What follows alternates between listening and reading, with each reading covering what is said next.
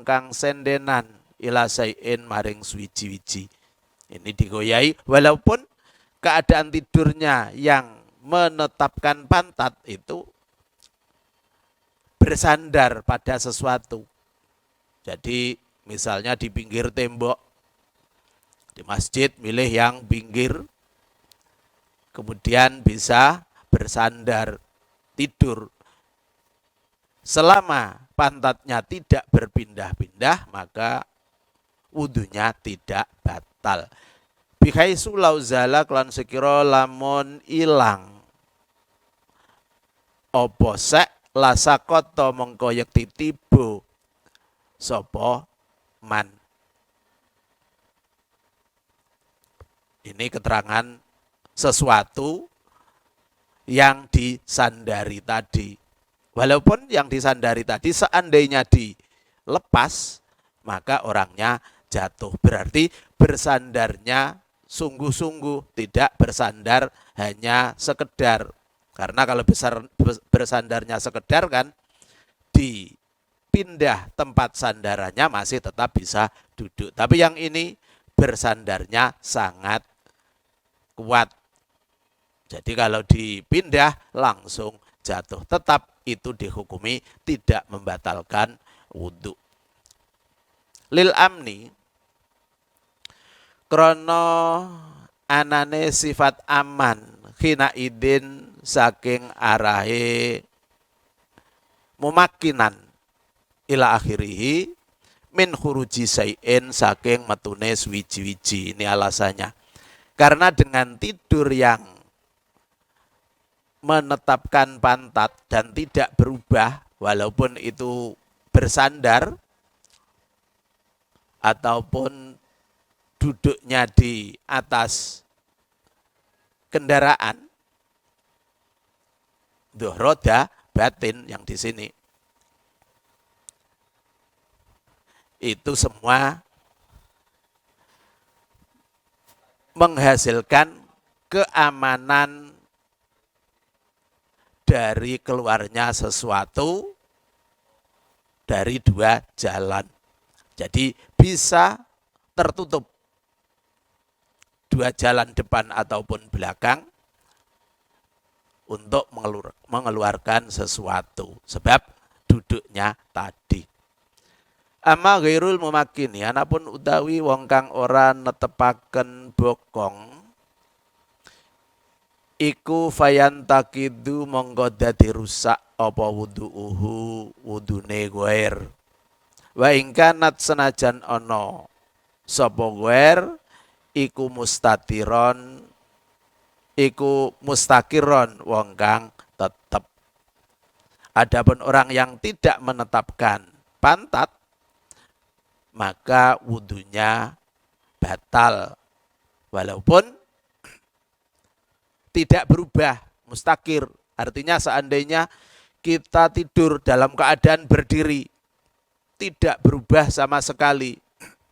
Kemudian bangun, maka bangun sudah dihukumi batal wudunya karena tidak duduk. Jadi ketentuannya harus duduk, harus mumakinan mak'adahu. Kalau jongkok tetap membatalkan wudhu walaupun tidak berubah, apalagi kalau tidur miring, tidur telentang dan sebagainya. Jadi yang dikhususkan tidak membatalkan wudhu kalau tidurnya qaidan mumakinan mak'adahu. Wa misluhu lan iku ngupamani ghair. Dan ini juga disamakan dengan orang yang tidak mumakin, tidak duduk dengan duduk yang ditentukan. Mumakinun utai wong kang netepaken bokong nahifun kang kuru sapa mumakin layahusu kang orang rasa sapa nahif bi khurujil khariji kelawan metune perkara kang metu. Ini juga tergolong orang yang tidur mustaqiron tadi, jadi tetap dihukumi batal wudunya.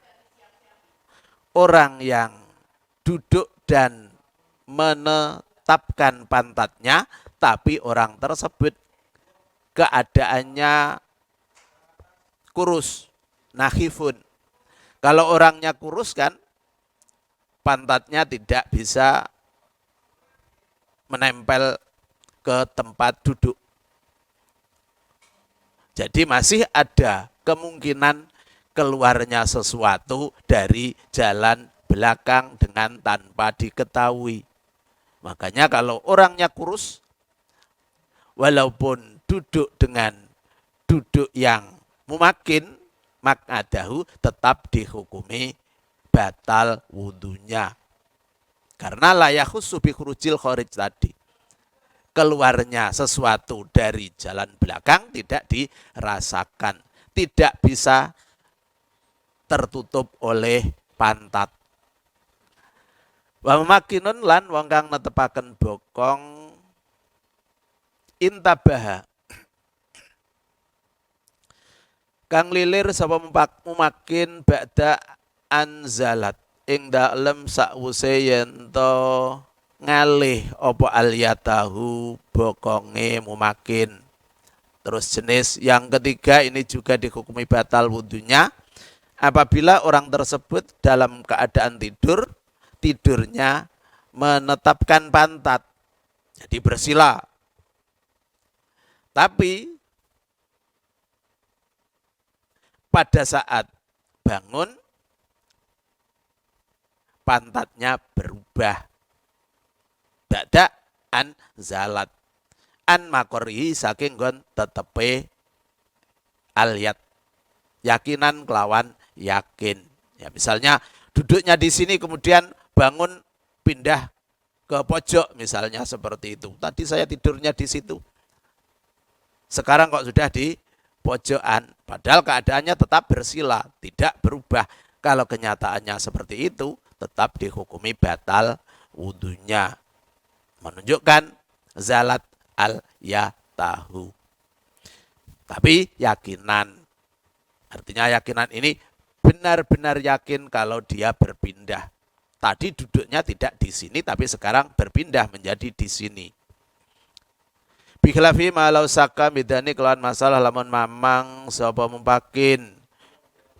Fidzalika ing dalam mengkonon zalat. Berbeda dengan orang yang mamang apakah berpindah atau tidak. Kalau keadaannya seperti itu maka hukumnya tetap dihukumi masih memiliki wudu. Karena sak berpindahnya dalam keadaan tidak yakin. Aufi annahu. Utawa ing dalem teman setuhune mumakin iku kana ana sapa mumakin. Iku mumakinan wong kang netepaken bokong sapa makin amla utawa ora. Ini juga dihukumi tidak batal wudunya lagi apabila orang tersebut ragu sak apakah dia mumakin atau tidak. Jadi saya tadi waktu tidur, apakah pantat saya berpindah atau tidak. Karena dalam keadaan sak seperti ini, maka dihukumi tetap tidak batal wudunya. Jadi yang dihukumi membatalkan kalau benar-benar tahu pantatnya berpindah, yakinan. Au annahu utawa teman sedune mutawaddi iku nama turu sapa mutawaddi au naasa utawa ngantuk sapa mutawaddi atau mereka mamang ragu apakah sudah tidur benaran atau masih mengantuk. Kalau perasaannya seperti itu maka tetap dihukumi belum membatalkan wudu. Jadi harus benar-benar tidur yakin seyakin-yakinnya tidur dan yakin seyakin-yakinnya kalau pantatnya berpindah, baru itu dihukumi membatalkan wudhu. Kalau masih ragu-ragu, semua dianggap tidak ada dan wudhunya masih. Wa in ro'a, bahkan ini digoyai, dikuatkan dengan pengertian wa in ro'a. Wa in ro'a senajan ningali sapa mutawaddi ru'yan ing impen. Jadi keraguan apakah tidur apa masih mengantuk tadi juga merasakan mimpi. Tapi keadaannya masih ragu tidur atau tidak. Maka dihukumi tidak tidur dan tidak membatalkan wudhu. Asalisu dai kang kaping 3 iku iltiqa ubasaratai rajuli. Tatamune kulit lorone wong lanang